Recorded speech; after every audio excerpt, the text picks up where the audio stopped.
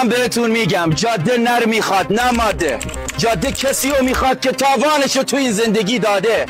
جاده خلبان جنگی میخواد نه رانندگی ساده.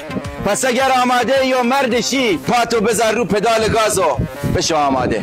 حرکت میکنی.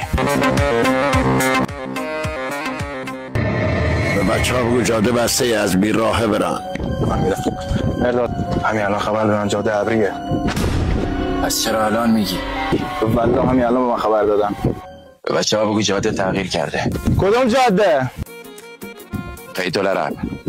به بچه ها بگو من جلو میشم جاده ام بود بهشون خبر میدم. محل دلتی خاطر من اگر نرازل مثل آدم میار نه آخر من بو مقاتل مثل آدم میار نه آخر من بو مقاتل شی برگ آسی غربون شی سر خلاص غربون.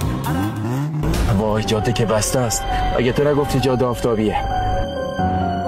به خدا به من همینو گفتن. خدا رو شکر باری تو ماشین نیسته. چرا رنگت پریده؟ چت مهدی؟ هیچی چیزی نیست.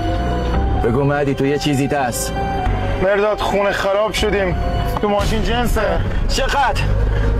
میگم چقدر؟ 100 کیلو. آی خاک تو سرم کاش نزده بودم زیر قولم به حرف خانواده‌ام میشدم. کاش به حرف شما نمیشدم. استرس نداشته باش جلو مامورا اصلا تابلو نکن.